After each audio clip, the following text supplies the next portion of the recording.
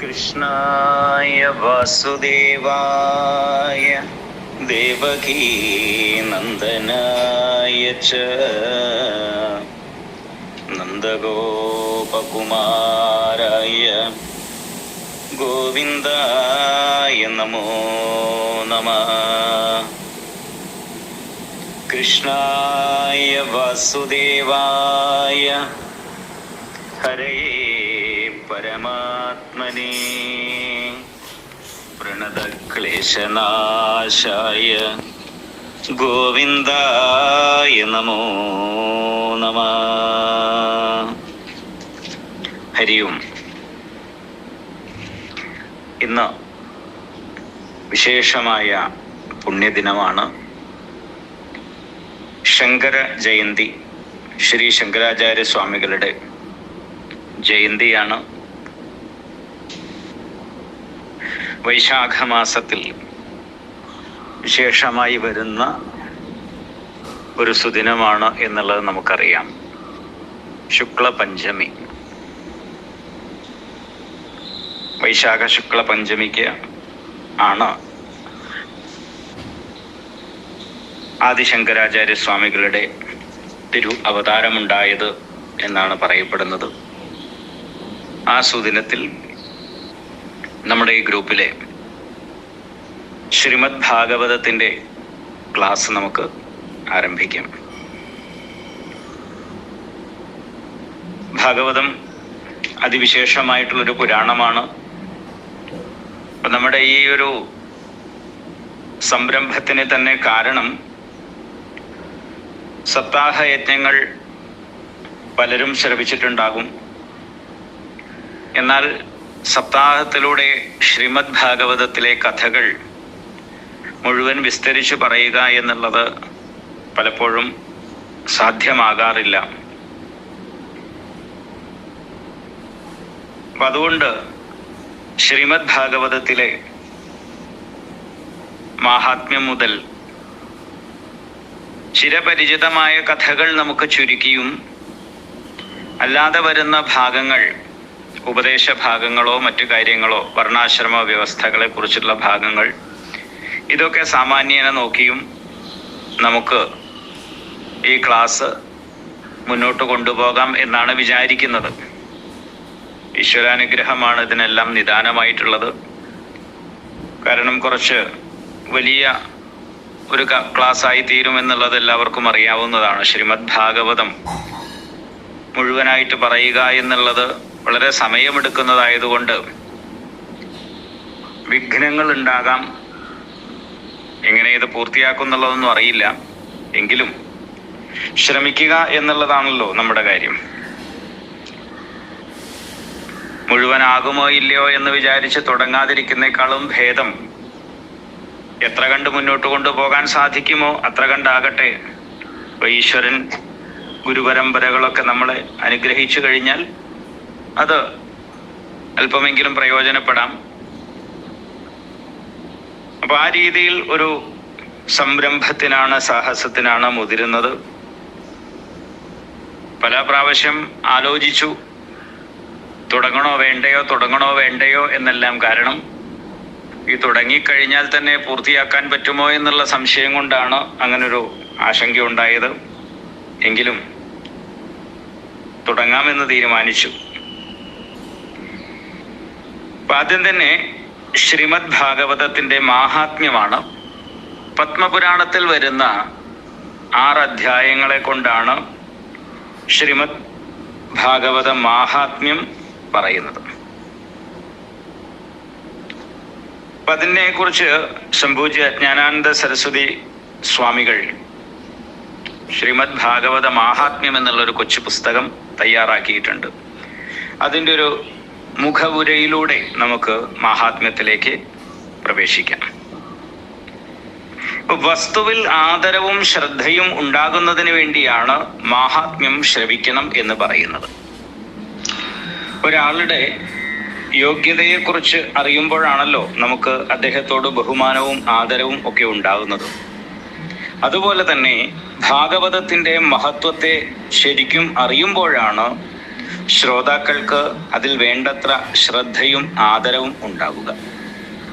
ഭാഗവതം ശരിക്കും വേദാന്ത ശ്രവണം തന്നെയാണെന്നും വേണ്ട പോലെ ശ്രവിക്കുന്നവർക്ക് ഭക്തിജ്ഞാന വൈരാഗ്യങ്ങൾ വളർന്ന് ജീവൻ മുക്തിയാകുന്ന ജന്മസാഫല്യം പ്രകാശിക്കുമെന്നും ഉള്ളതിന് പരീക്ഷിത്ത് രാജാവ് തന്നെ തെളിവുമാണ്. എപ്പോഴെങ്കിലും ചിലപ്പോൾ എവിടെയെങ്കിലും ചിലയിടത്ത് വെച്ചാണ് ഭാഗവത ശ്രവണം സാധിക്കുക. വേണ്ടത്ര ശ്രദ്ധയില്ലെങ്കിൽ അങ്ങനെയുള്ള ശ്രവണവും നിഷ്ഫലമായേക്കും. അങ്ങനെ സംഭവിക്കാതെ ഇരിക്കാൻ വേണ്ടിയാണ് ഭാഗവത ശ്രവണത്തിന് മുമ്പ് മാഹാത്മ്യ ശ്രവണം ചെയ്യണം എന്ന് പറയുന്നത്. അതനുസരിച്ച് സപ്താഹ യജ്ഞശാലകളിൽ ഭാഗവത പാരായണത്തിന് മുമ്പ് മാഹാത്മ്യ പാരായണം നടത്തി വരാറുണ്ട്. പത്മപുരാണത്തിലും സ്കന്ദപുരാണത്തിലും ഭാഗവത മാഹാത്മ്യം പറയപ്പെട്ടിട്ടുണ്ട്. പത്മപുരാണത്തിലെ മാഹാത്മ്യ കഥനത്തെയാണ് സാധാരണ ഉപയോഗപ്പെടുത്തി വരാറുള്ളത്. അതിനാൽ അതിൻ്റെ ഭാഷാ പ്രതിഫലനമായിട്ടുള്ളതാണ് ഈ കൃതിയിലൂടെ സൂചിപ്പിക്കുന്നത്.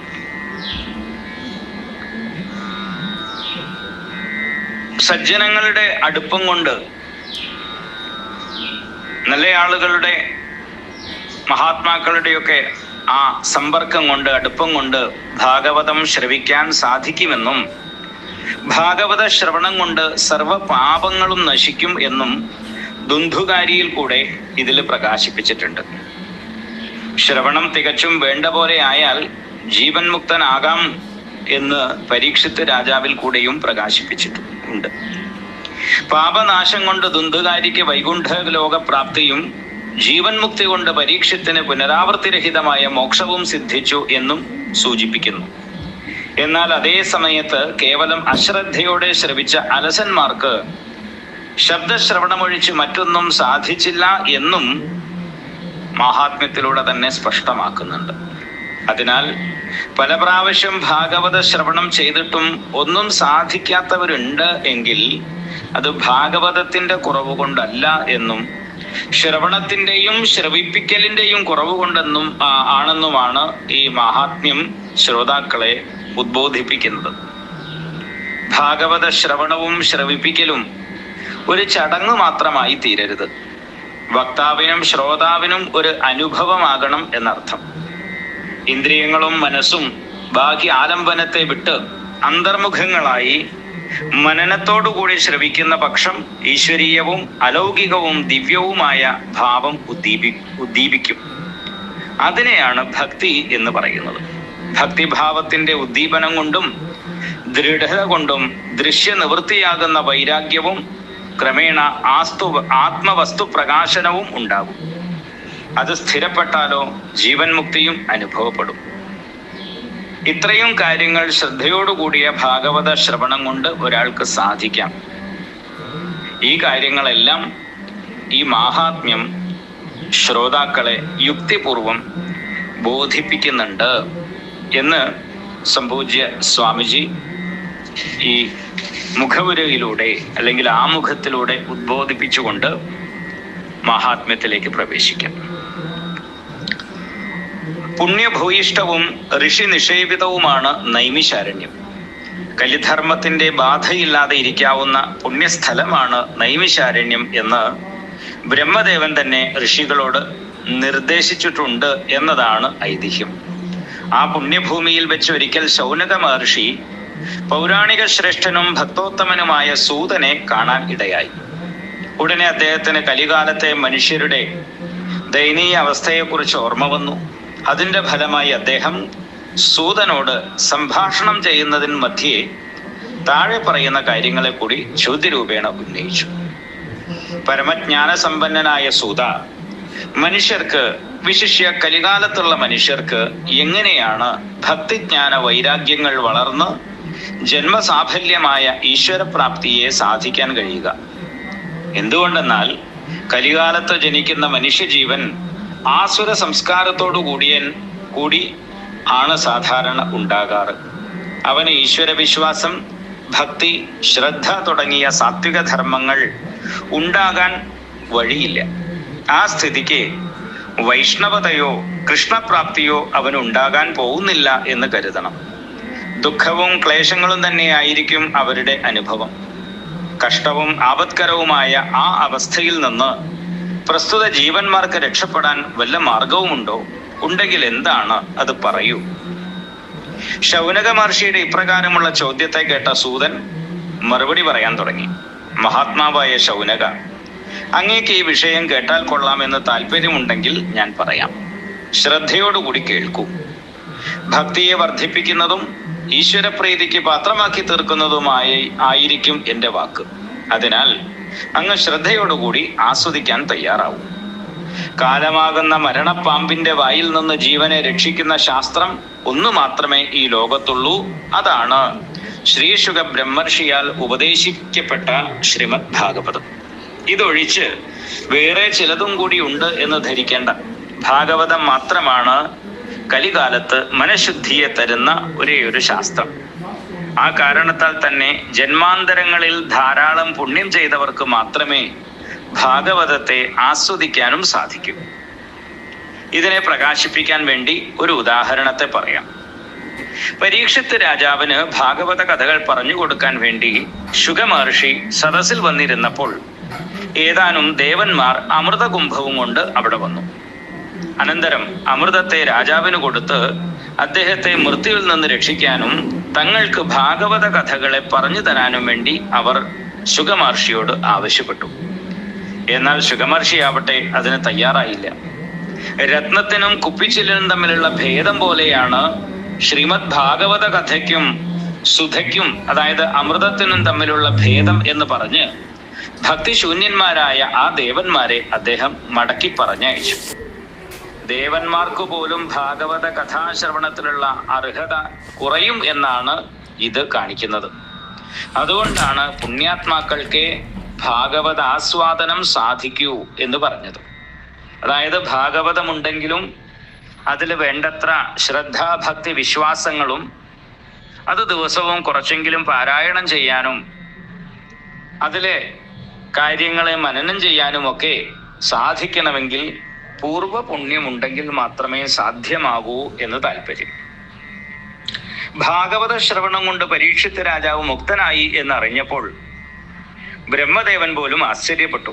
അദ്ദേഹം ഭാഗവതത്തിന്റെ മഹത്വം അറിയാൻ വേണ്ടി സത്യലോകത്തുള്ള എല്ലാ വൈദിക സംഹിതകളെയും ഒരു തട്ടിലും ഭാഗവതത്തെ മറ്റൊരു തട്ടിലും വെച്ച് തൂക്കി നോക്കി.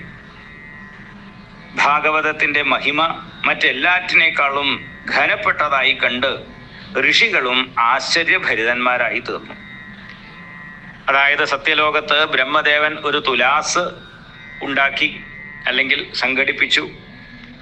അതിൽ വേദശാസ്ത്രങ്ങളും മറ്റുമെല്ലാം ആ തുലാസിന്റെ ഒരു തട്ടിലും ശ്രീമദ് ഭാഗവതം മറ്റൊരു തട്ടിലും വെച്ച് തൂക്കി നോക്കിയ സമയത്ത് ശ്രീമദ് ഭാഗവതം ഇരുന്ന തട്ട് അതിൻ്റെ ഭാരം കൊണ്ട് അത് താഴ്ന്നിരുന്നു എന്നാണ് പറയുന്നത്.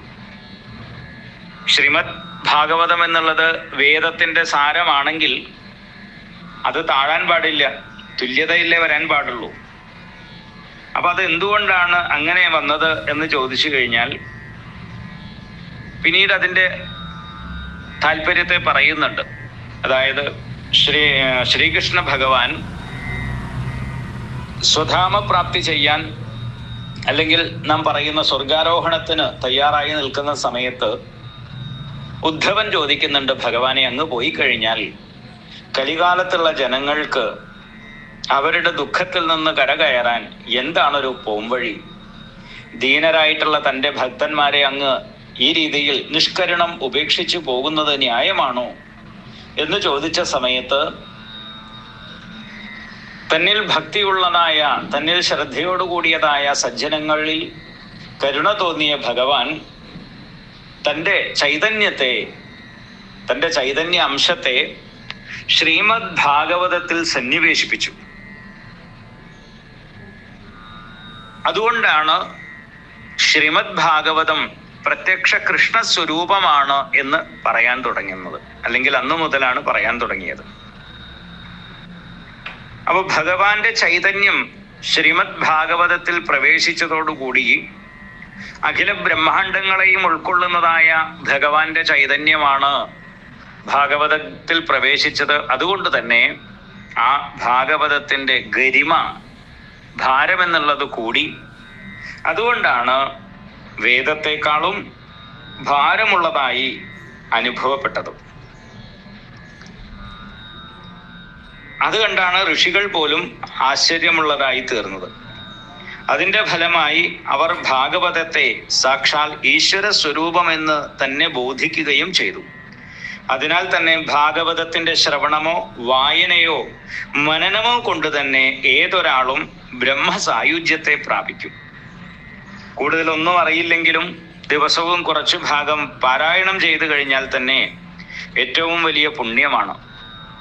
അശ്വമേധ യജ്ഞങ്ങളെ പോലെ തന്നെ, അല്ലെങ്കിൽ അത് ചെയ്യുന്നതിനേക്കാളും പുണ്യമാണ് ശ്രീമദ് ഭാഗവതം കുറച്ചു ഭാഗമെങ്കിലും ദിവസവും പാരായണം ചെയ്യാൻ സാധിച്ചാൽ എന്നാണ് പറയുന്നത്.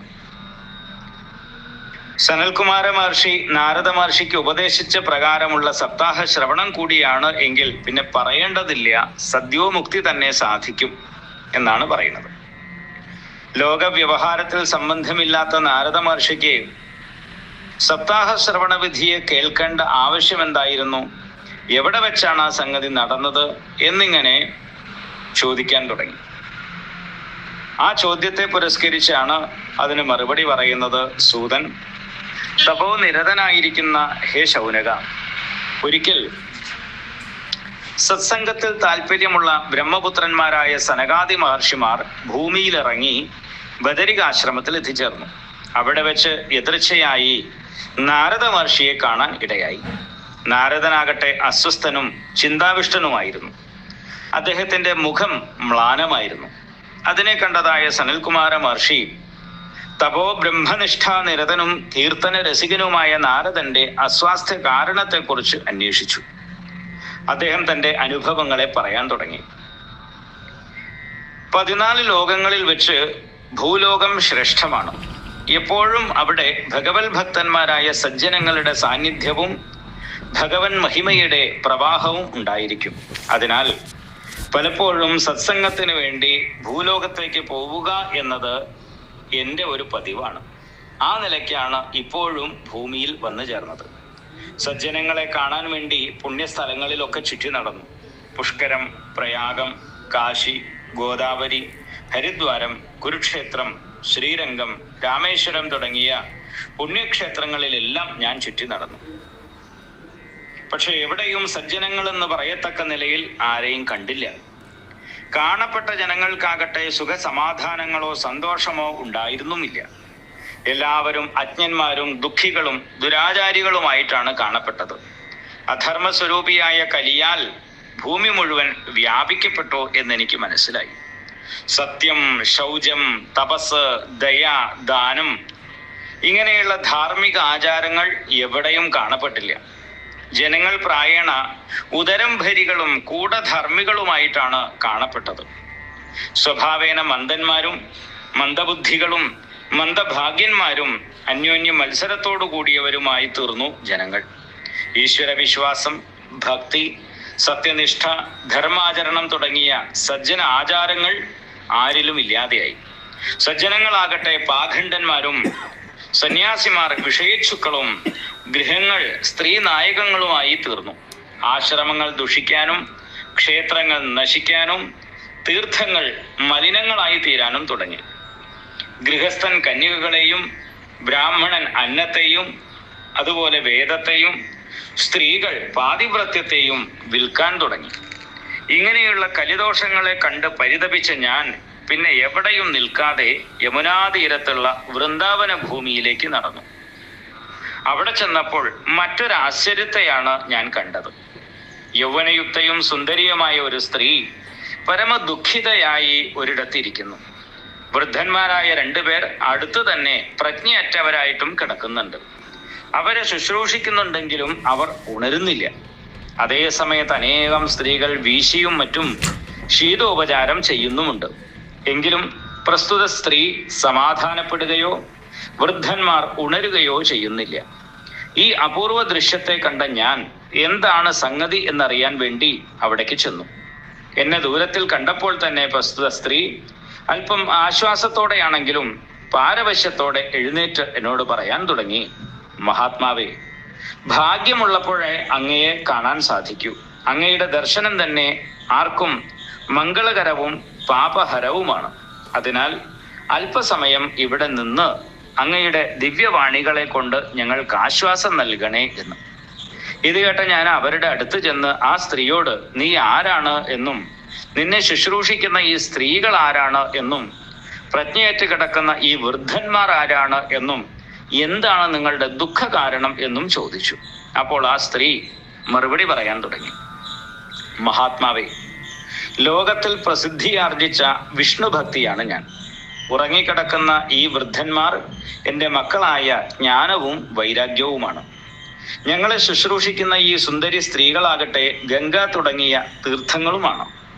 ഞാൻ ദ്രാവിഡ ദേശത്താണ് ജനിച്ചത് എന്നറിയാമല്ലോ. എങ്കിലും വളർന്നത് കർണാടക രാജ്യത്താണ്. മഹാരാഷ്ട്ര ദേശത്ത് അവിടെവിടെ എനിക്ക് അല്പം അഭിവൃദ്ധി കിട്ടായികയില്ല. പക്ഷേ ഗുജറാത്തിലെത്തിയപ്പോൾ എൻ്റെ യൗവനവും സൗന്ദര്യവും നഷ്ടപ്പെട്ട് ഞാൻ വൃദ്ധയായി തീർന്നു. മാത്രമല്ല അവിടെ വെച്ച് അതോടൊപ്പം കലിധർമ്മത്തിന്റെ ബാധ കൊണ്ട് ഞാൻ ആർത്തയും ജരഠയും കൂടിയായി തീർന്നു. ഇനിയും ഇവിടെ നിന്നാൽ എനിക്ക് രക്ഷയില്ല എന്ന് കണ്ട് ഞാൻ ഗുജറാത്തിൽ നിന്ന് നേരെ വൃന്ദാവനത്തിലേക്ക് വന്നു. ഇവിടെ എത്തിയപ്പോൾ എൻ്റെ വാർദ്ധക്യവും ജരഠത്വവും ദൗർബല്യവുമെല്ലാം നീങ്ങി. നഷ്ടപ്പെട്ട യൗവനവും സൗന്ദര്യവും തിരിച്ചു കിട്ടി ഒരു പുതിയ ആളായി തീർന്നു. പക്ഷേ അപ്പോഴേക്ക് എൻ്റെ മക്കളായ ജ്ഞാനവൈരാഗ്യങ്ങൾ വൃദ്ധന്മാരും ദുർബലന്മാരുമായി തീർന്നു. മാത്രമല്ല അവർക്ക് പ്രജ്ഞാബലവും ഇല്ലാതായി. എന്ത് ചെയ്താലും ഉണരാത്ത നിലയിൽ അവർ ഉറങ്ങിക്കിടക്കുകയാണ്. ഈ രാജ്യത്ത് എനിക്കിനി രക്ഷയില്ല. അതിനാൽ വിദേശത്ത് എവിടെയെങ്കിലും പോയി രക്ഷപ്പെടാം എന്ന് വിചാരിച്ചു. പക്ഷെ അതിനും നിവൃത്തിയില്ലാതെ വന്നിരിക്കുന്നു. കുട്ടികളുടെ മോഹാലസ്യം കൊണ്ട്, കൂടാതെ വൃദ്ധയായ മാതാവും യൗവനയുക്തരായ പുത്രന്മാരും എന്ന ലോകരീതിക്ക് വിരുദ്ധവുമാണ് എൻ്റെ ഇപ്പോഴത്തെ അവസ്ഥ. യൗവനയുക്തയായ അമ്മയും വൃദ്ധന്മാരായ മക്കളും എന്ന ലജ്ജാകരമായ വിരോധാഭാസത്തെ എങ്ങനെയാണ് ഞാൻ മറ്റുള്ളവരെ അറിയിക്കുന്നത്? ഇതാണ് എൻ്റെ ദുഃഖകാരണം. എന്താണ് ഇതിന് കാരണം എന്ന് യോഗസിദ്ധനായ അങ്ങേക്ക് അറിയാമെങ്കിൽ പറയൂ. ഇങ്ങനെയുള്ള ഭക്തിദേവിയുടെ വാക്കിനെ കേട്ട ഞാൻ മറുപടി പറഞ്ഞു തുടങ്ങി. അമ്മേ, ദേവി പറഞ്ഞ കാര്യങ്ങളെല്ലാം ഞാൻ ജ്ഞാനദൃഷ്ടി കൊണ്ട് അറിയുന്നുണ്ട്. എങ്കിലും ദുഃഖിക്കേണ്ട. ശ്രീഹരി അമ്മയ്ക്ക് മംഗളത്തെ ചെയ്യും. പിന്നെ ഇപ്പോൾ കലികാലമല്ലേ, അതിനാൽ സദാചാരങ്ങളും തപസ്സും യോഗവുമെല്ലാം കുറഞ്ഞിരിക്കും. ജനങ്ങളൊക്കെ അഘാസുരനെ പോലെ ആയിരിക്കുകയാണ്. സജ്ജനങ്ങൾ എല്ലാ പ്രകാരത്തിലും ദുഃഖിക്കേണ്ടി വരുന്നു. ആസുരിക സ്വഭാവമാണ് ജനങ്ങൾക്ക് കൂടുതലുള്ളത്. അതായത് ദുർജനങ്ങൾ കൂടിയിരിക്കും, സജ്ജനങ്ങൾ എല്ലാ പ്രകാരത്തിലും ദുഃഖിക്കേണ്ടി വരുന്ന ഒരു കാലമാണ് കലികാലം. അതുപോലെ തന്നെ ദുർജനങ്ങൾ സുഖിക്കുന്നതും കലികാലത്താണ്. അതിനാൽ ദേവിയെ പോലുള്ളവർ ഈ കലികാലത്ത് ദുഃഖിക്കേണ്ടി വരുന്നു എന്നതിൽ അത്ഭുതമല്ല. കാലസ്വഭാവം മാത്രമാണത്. ഇരിക്കട്ടെ. എന്നാലും വൃന്ദാവനത്തിലെത്തിയപ്പോൾ ആശ്വാസവും സുഖസമാധാനങ്ങളും ഉണ്ടായല്ലോ. അത് വൃന്ദാവനത്തിന്റെ മഹത്വമാണ്.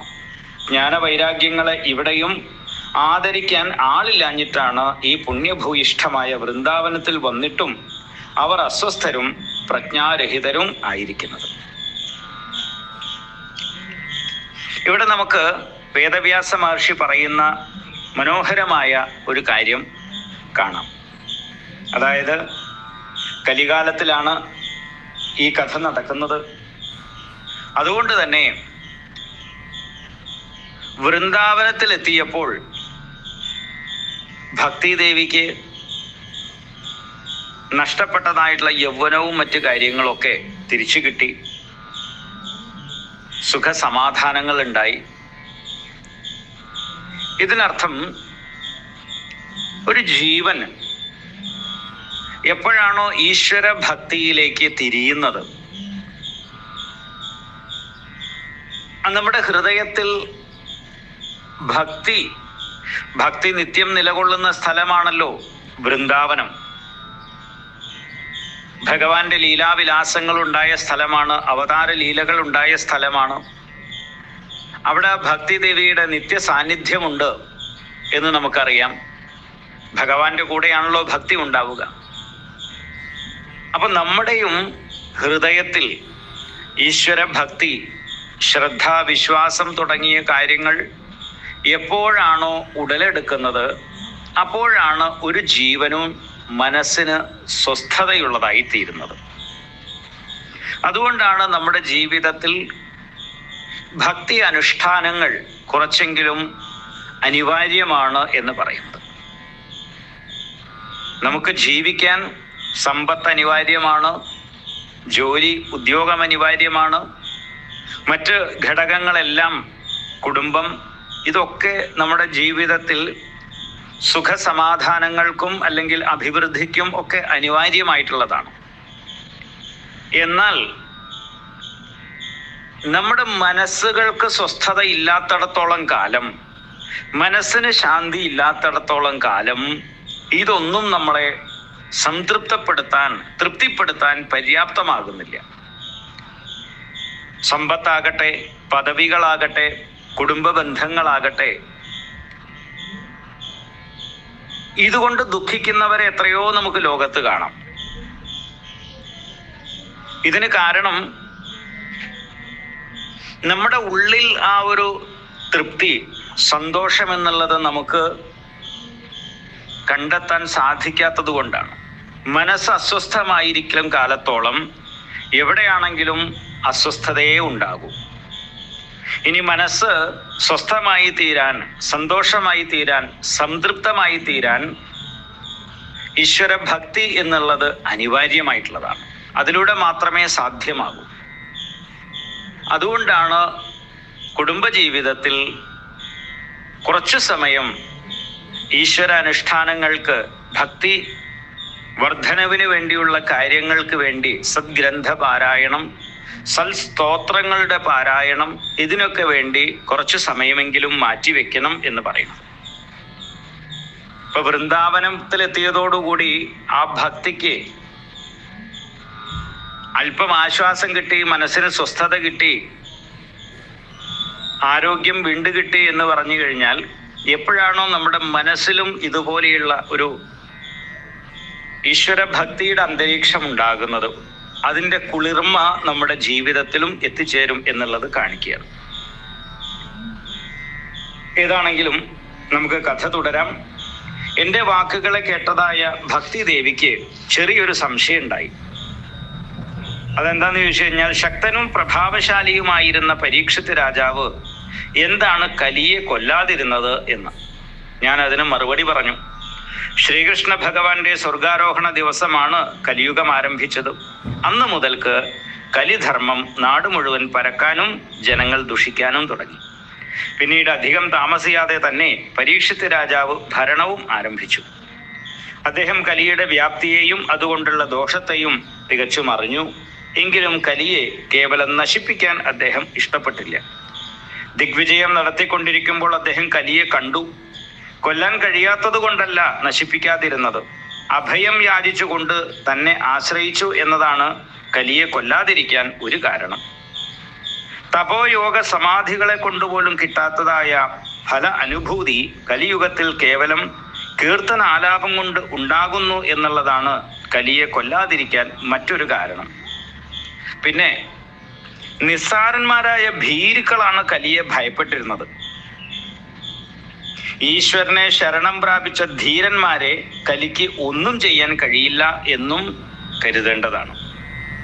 അതാണ്, ഈശ്വരനെ ശരണം പ്രാപിച്ചിട്ടുള്ള ആളുകളെ കലിക്ക് ഒന്നും ചെയ്യാൻ സാധിക്കില്ല എന്നുള്ളതാണ്. അതിനാൽ പരീക്ഷിത് രാജാവ് കലിയെ നശിപ്പിക്കാതെ ഇരുന്നത് തെറ്റല്ല. എങ്കിലും കലിധർമ്മത്തിന്റെ വ്യാപ്തി അസഹ്യമാണ്. നോക്കൂ, ജനങ്ങളും അവരുടെ കർമ്മങ്ങളും വർണ്ണാശ്രമങ്ങളും ക്ഷേത്രങ്ങളും തീർത്ഥങ്ങളും എന്ന് വേണ്ട പദാർത്ഥങ്ങൾ കൂടി എല്ലാം ദുഷിച്ചിരിക്കുന്നു. പണ്ഡിതന്മാരും അവരുടെ പാണ്ഡിത്യവും തപസ്, യോഗം തുടങ്ങിയവയും എല്ലാം കലിധർമ്മത്താൽ ദുഷിപ്പിക്കപ്പെട്ടിരിക്കുകയാണ്. ഇത് യുഗധർമ്മമാണ്. ആരെയും കുറ്റം പറഞ്ഞിട്ട് കാര്യമില്ല, അനുഭവിക്കുക തന്നെ വേണ്ടതാണ്. ഈശ്വര ശരണാഗതി ഒന്ന് മാത്രമേ ഈ കലിയുടെ ദോഷത്തിൽ നിന്ന്, ഭീകരതയിൽ നിന്ന് രക്ഷപ്പെടാൻ മാർഗമുള്ളൂ എന്ന് പറയുന്നു. ഇങ്ങനെ പറഞ്ഞ എന്നോട് ഭക്തിദേവി പറഞ്ഞു, ദേവർഷേ, അങ്ങ് ഭാഗ്യവാനാണ്. ഭാഗ്യം കൊണ്ട് മാത്രമാണ് എനിക്കിപ്പോൾ അങ്ങയെ കാണാനും സാധിച്ചത്. സജ്ജനങ്ങളുടെ ദർശനം എല്ലാ നല്ല അനുഭവങ്ങൾക്കും കാരണമാണ്. ആരുടെ ഉപദേശം കൊണ്ട് അസുരവംശജനായ പ്രഹ്ലാദൻ ദേവമായയെ അതിവർത്തിച്ചുവോ, ആരുടെ ഒരൊറ്റ വാക്യശ്രവണം കൊണ്ട് കേവലം ബാലനായ ധ്രുവൻ ശാശ്വത പദത്തെ പ്രാപിക്കാൻ ഇടയായോ, സകല നന്മകൾക്കും പാത്രമായ ബ്രഹ്മപുത്രനാകുന്ന ശ്രീ നാരദ മഹർഷിയെ ഞാൻ നമസ്കരിക്കുന്നു എന്ന് പറഞ്ഞുകൊണ്ടാണ് 1-ാം അധ്യായം സമാപിക്കുന്നത്. തുടർന്ന് നമുക്ക് അടുത്ത ക്ലാസ്സിൽ കേൾക്കാം. ഹരി ഓം.